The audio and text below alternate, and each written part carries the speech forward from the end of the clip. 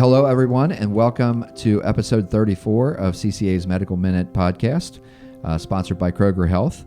We're honored to have with us today Erin Gratsch, who's just happens to be a longtime friend of mine, fellow cancer survivor. And so Erin is going to tell us today about her breast cancer diagnosis coming up on 6 years ago. Actually, by the time this runs, it'll be just a couple days from six years ago. So that's great. And so not only is she a breast cancer survivor, but she also does really important work, and we're going to talk about that as well. She coordinates the mobile mammography program for one of our local healthcare systems. It is a mouthful. It is. For one of our local healthcare systems. And so there's kind of a unique angle that we'll talk about that on as well. So anyway, congrats on your cancerversary, I guess we'll call it. Thanks for coming in, and thanks for all the work that you do. Thanks for having me here. I really appreciate it. Well, sounds good. We got a fellow breast cancer survivor sitting to my left, which is Sherry Hughes, who is just weeks away from 3-year anniversary. Yes. Listen, praise. Yeah, 3 years coming up here. So, and she just got finished telling us how great she looks. Oh, well, you know what? Maybe that was in the ninth grade. What's more important is I'm feeling really good, right? That's right. All right, sounds good. Well, you want to kick us off, Sherry, then? Well, you know what? We're talking with Erin to find out more about, how your cancer was detected and also, how you've been doing since all of that in the last 6 years. But first and foremost, how was it detected? I actually got a mammogram on a mobile unit. Prior to that, I was taking care of my mom. She was diagnosed with a different type of cancer that was non-related to mine for about a year. So taking care of others, 3 boys. I was a year and a half out from taking care of my mom, just trying to get my life back together on target. And I was shopping one day and saw a mobile unit and knocked on the door. And the technologist came to the door and said, "Do you have an appointment?" And I said, "No." And she said, "Come on in." And one thing led to another. I had my mammogram done. I was 45. So really not overdue, but overdue. And one thing led to another. And I was diagnosed with breast cancer. So was it just a result of your mother, or you didn't suspect anything, right? I didn't. I was running marathons. I had just ran the Boston Marathon. Wow. Qualified for Boston in Boston. Okay. Then 2 weeks later, I ran the Flying Pig. I paced it. And I was in the best shape of my life. Yeah. The year before, I did 5 marathons and a half triathlon. And there's a misconception. People think that, if you're diagnosed with anything, that you're not healthy, whatever. But just like you, I'm an avid runner. Didn't do marathons, but very healthy. So, you know what? You have to get these screenings. Yeah. Right. I was a walking poster child of why you should get a mammogram, because I was in the best shape of my life. I had no symptoms, no family history. I was negative for the breast cancer gene, and also, like I said, it had no relevance to my mom's cancer from what they told me. So knowing you like I do, and you're my dad would use the term spitfire. So I just know, like, when I got diagnosed, I kind of did the fetal position for a couple days, and then I came out swinging. So. How did you react to the news? Were you just like ready to tear the thing up, or were you shell shocked, or what was the? I think all of the above. I mean, I think when I was diagnosed, I think I mentioned to you earlier, I had my biopsy on a Thursday and had a hematoma as a result, and saw that Ride Cincinnati was going on, and it benefits cancer research, and I just felt compelled to do the race on that Sunday. I went down there, signed up that morning, and did the race, just trying to rationalize and think through what if I do get diagnosed with breast cancer. And it was a really emotional day for me. Yeah. I felt like I needed to do that. And then the following morning I went to work, and they called me and they said, "You have cancer." Wow. And I finished my work day because I didn't want to think about it. I wanted to be distracted. And after that, I just decided, I'm just going to tell everybody, rip the Band-Aid, and that's what I did. I kind of treated it as like finishing a marathon. I took one day at a time, one goal at a time, 1 mile at a time. And for me, that was the best way for me to deal with it. Everybody deals with it differently, but I also joined a lot of cancer support groups. And my thing is that when I saw somebody else going through something that I didn't have to go through, what I saw my mother go through, that helped me put things into perspective and not feel sorry for myself. And that kind of leads me to the next question. A few of us here at CCA, we just got through shooting a video for National Cancer Survivors Day, which is on the 5th. And one of the things that we all have in common, our common denominator, is that, you know what, when you're a survivor, you I think a lot of us want to give back. And so that's kind of our story here with the three of us that were diagnosed here. And we also want to help those that have been diagnosed recently and trying to get through what the walk is going to be like, the journey. Tell me, did you begin your advocacy work before you were diagnosed, or did all of that transpire afterwards? Well, it's funny, when I started running, I met a woman. They would babysit at the Y, where we go out and train for marathons, and I just had a newborn and started, I was training, and she would always watch my son because he would always just latch onto her, and she loved him. She got diagnosed with breast cancer. Oh, wow. And I was running the Chicago Marathon. I was raising money for St. Jude Hospital. So I've always had this kind of way of helping others, but cancer wasn't really in my face until then. She was diagnosed.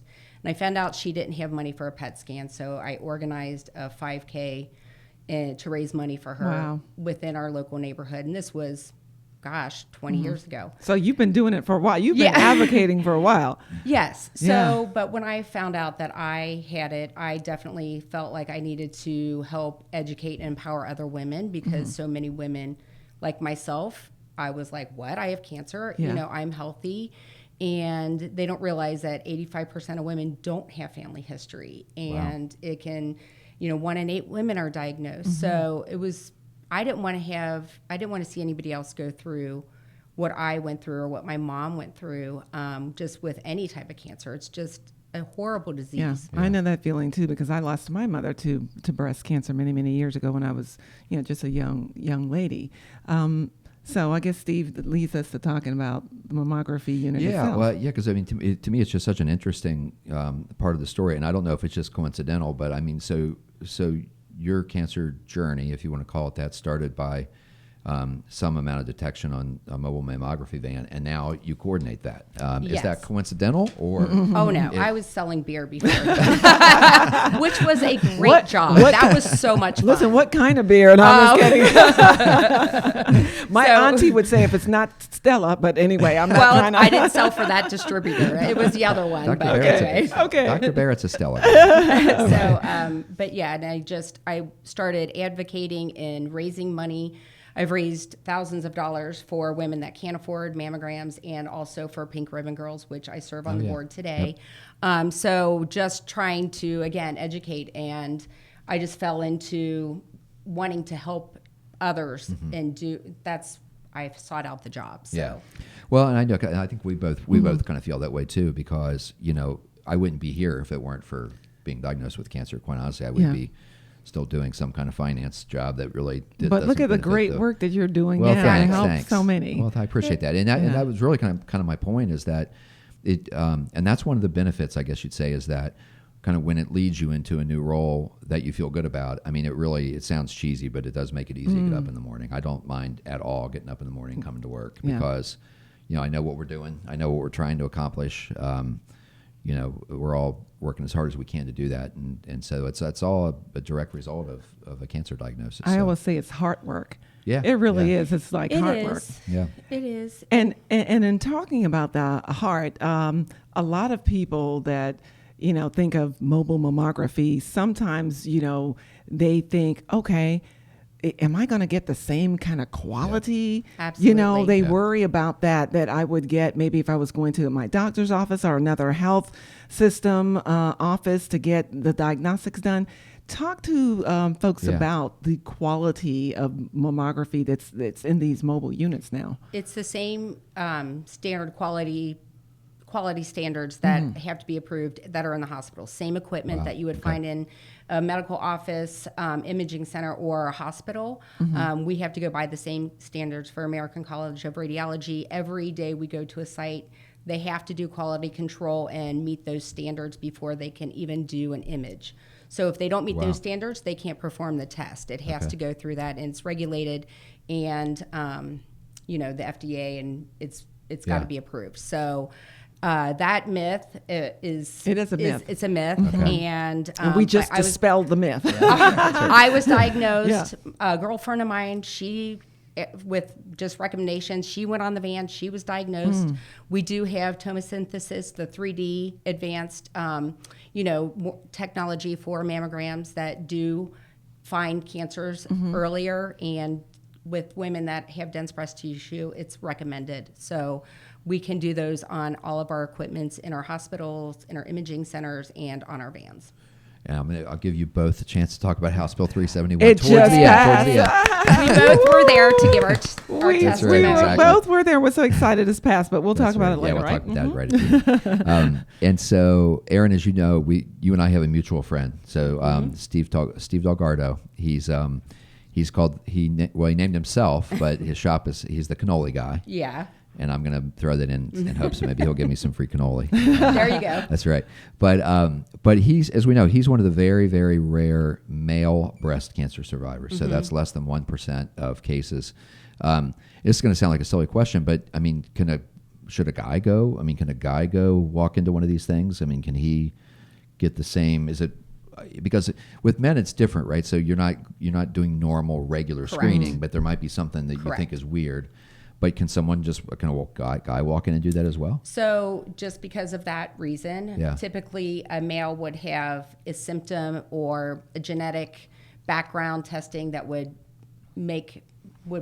cause them to get a screening, and typically that's a diagnostic screening. So we do not do diagnostics on our mobile units. We do preventative screening. So even if a female comes on our van, and they have a symptom, we don't recommend them having the treatment there or the screening there. We take them and have them make an appointment at our imaging center. Erin, one of the most important questions I think that we haven't asked you yet. First of all, you look fabulous. Yeah. You look like $1 million, girl. Especially those glasses. Oh yeah, we all three do. Yeah. We're feeling good, right? Feeling good, looking good. So how are you? Are you considered cancer free today? I mean, where do things stand? I am. I'm like Steve said. Next week will be 6 years for me, which I was triple hormone negative. Diagnosed, which about only 15% of women get that, and it's a more aggressive and deadlier type of breast cancer. So for me, the 5-year mark was definitely one, but I think there's always in the back of your mind. But I'm 100%. No more surveillance at this point? No, mammogram. Right, okay. On one. Just annual. On one. Yes. Okay. TMI. Very too much information. That's okay, girl. That's all right. Look, I'm happy to share. That's right. Go with what you have. Use, what God gave you, as That's they right. say, and just keep it moving, right? Right. So real quick, I don't want to forget this. So I think you mentioned it before, but I did want to go back. So on the mobile memo, so I hear that there's a certain grocery store chain where this big bus where you can go and actually get this done. Is it Absolutely. Kroger Health Kroger, sponsor? we partner with Kroger Health. Okay. You can go even on their app and go under the little clinic and under health screenings, and you will find out where we're going to be in the community. You just call the number, and we'll schedule you by that number, and then come to your appointment at your appointment time, and it'll take you about 15 minutes. Okay. And do you do the insurance stuff beforehand, or you just kind of give it the day of? Or? We'll take your insurance information, just what type of insurance. They bring their photo ID and their insurance card, and then they'll do the registration there. But just the appointment verifies your information. But we take all insurances. We take Medicare, Medicaid. If you don't have insurance, we don't want that to be a barrier, of course. We do have funding, foundation money, and then we also have, we work with the Ohio Department of Health to make sure that you get screenings, and not only that, just even further treatments that could be covered if you qualify. That's pretty awesome. So you had chemo, right? I did not. Oh, you did not? I lucked out. I was going to say, because very the lucky. neuropathy in the feet would make running a little difficult. No. That's one thing where Diana notices is a neuropathy in the feet. I still have a little of that now, but you know what? I had 6 surgeries in 6 months. Had some complications, but other than that, luckily I caught it early enough, and I think that's huge to say as well. That people think they feel something, don't ever wait. You wanted just peace of mind. Because if you find it in the first 2 stages, it's about 98% curable. Okay. Whereas if you find it in later stages, we know that rate goes down quite a bit. Yeah. So okay. All right. Well, this has been great. Thanks for coming out today. We could Lots talk of to you all day. I know. Okay. Now we're going long now. Okay. House Bill 371. It has passed, right? Yes, okay. It has. 13th state. We are the 13th state. Okay. And we want to thank Representatives Gene Schmidt as well as Representative Cedric Denson, who worked in bipartisan work they did to get this bill passed, and now we're going to be able to save many more lives. That's yes, awesome. Absolutely. That's awesome. Okay, well, again, thanks for coming out. Thank Great you. information. We'll be back next Wednesday. A little seasonal thing where we're going to talk about summer tips. I don't know the exact story yet, but I'm sure it has to do with skin protection, I'm guessing. There's a lot we have to do, especially when you're diagnosed with cancer or you're a survivor, that you need to be aware of, even in the summer months. All right. Okay, so thanks, everybody. Thanks, Erin. Thanks, Sherry. And we'll see you here again next Wednesday at noon. Thanks. Thank you.